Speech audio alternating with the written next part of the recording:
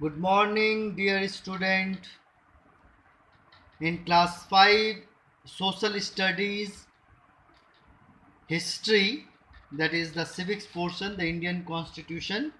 In my previous video, I was discussing about need for a constitution, why we need a constitution, and I discussed the first 3 points. Okay, a constitution is needed for the following reasons I had discussed. You can see my video if you have not seen before. Then I proceed. I go to the next point today, that is the other points which why we need a constitution. So first point is, in a democracy we choose our leader so that they can exercise their uh, power responsibly on our behalf. Okay, so in a democracy, we choose our leader. That is, in democracy, we have election. Okay, we elect our representative, and this election takes place every 5 years. And all the adult population, that is 18 years and above, they cast their vote, and then we choose our leader. Okay, our leader are selected, elected, and then they exercise their power responsibly on our behalf, because we have appointed them, we have elected them, and so on our behalf they use their power responsibly. Our constitution grants the right to equality to all person. Right to equality means all person, all citizen are given the right to vote, irrespective of their caste, religion, gender, or whatever, no difference. Whatever caste, whatever religion, all are given the right to vote. The only criteria is that their age should be not less than 18 years. That is, children are denied the right to vote, and then all the adult population who are 18 years and above, they are given the right to vote. According to it, no citizen can be discriminated on the ground of caste, religion, race, gender, and place of birth. Okay, so according to the constitution, as I said, that there will be no discrimination on the ground of caste, religion, race, gender, and place of birth.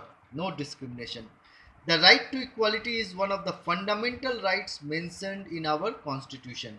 So when we go to the fundamental chapters, at that time we will study what is right to equality. Simply over here I will tell you, right to equality means that all citizens are equal in the eyes of the law.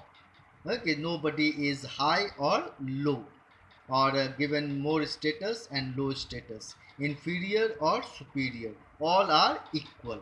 So it is one of the fundamental rights mentioned in our constitution.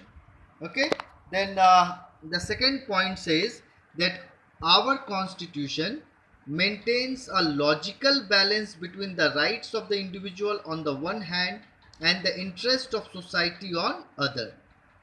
So our constitution grants certain rights, certain freedom to the people, as right to equality I said. There are also other rights. Altogether 7 fundamental rights are there. Earlier 6, one more have been added, that is right to education.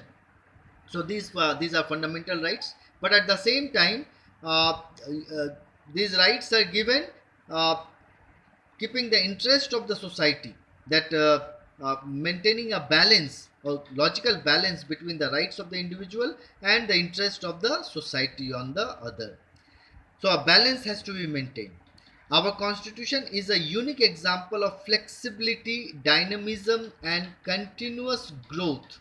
Okay, so our constitution is flexible. Flexible means anything that can change its shape.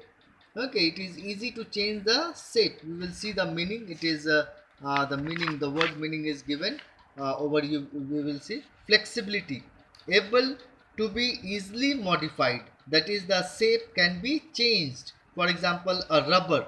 Rubber is flexible. Iron is not flexible. It is hard. You cannot easily mold it or change the shape. But a rubber can be easily molded or changed. So it is an example of flexibility, rubber. Dynamism, the quality of being active. Dynamism means the quality of being active. That is, our constitution is a active, a living organism which grows every day, every. Okay, when you, as I said in the beginning, that our constitution is a a living organism. It grows, dynamism, active and continuous growth. Okay, then our constitution has maintained a rational and constitutional balance among all the three organs of the government, that is the executive, the legislature and the judiciary. So in a government there are three organs: executive, which execute the law; legislature, which makes the law; and judiciary, to check the law whether that law is according to the constitution.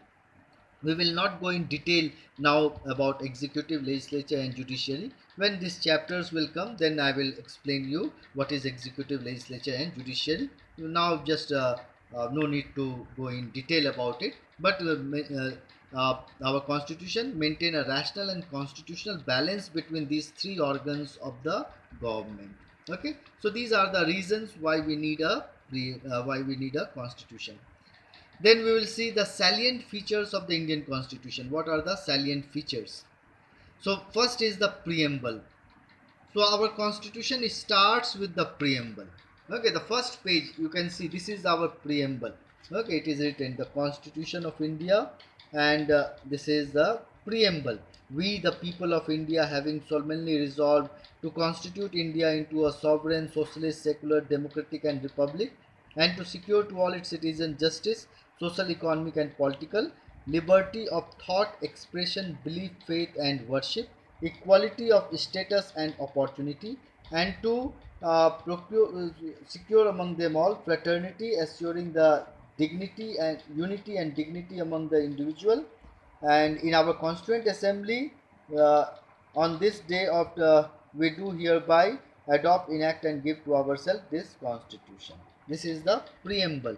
You can read this preamble nicely so that you can understand. So what is a preamble? Our constitution starts with the preamble.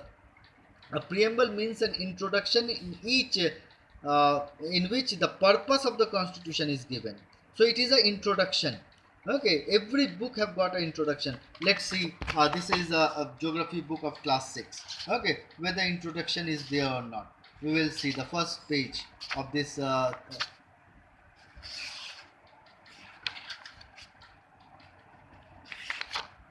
Yes, preface. You can see preface is there, no? Preface means introduction. Okay, over here the introduction is given. Now your history book. Okay, your history book only I will see whether the introduction is there. You can see the preface. Preface is there, no? So this is the first page of the book, and so this is the introduction. If you read this preface, you will come to know about this book. Okay, what are the things that you are going to study in this book? So it is called the preface. Preamble, introduction, the preface. It contains the ideals and the basic principles of the Indian Constitution. Okay, so it contains the ideals and the basic principles. That is, ideals are sovereign, socialist, secular, democratic and republic, and justice, liberty, equality and fraternity. These are the ideals and the uh, basic principles of the Indian Constitution. It is the soul of the entire Constitution. It is called the soul, heart of the entire Constitution. Okay, so today we will discuss up to here, and you read this lesson. Then tomorrow again I will send you a video on detailed written Constitution, sovereign, democratic republic. All these features we will discuss. Okay, till then take care. Bye, and write the inside questions, all the word meanings, difficult words. Okay, read it properly. Thank you.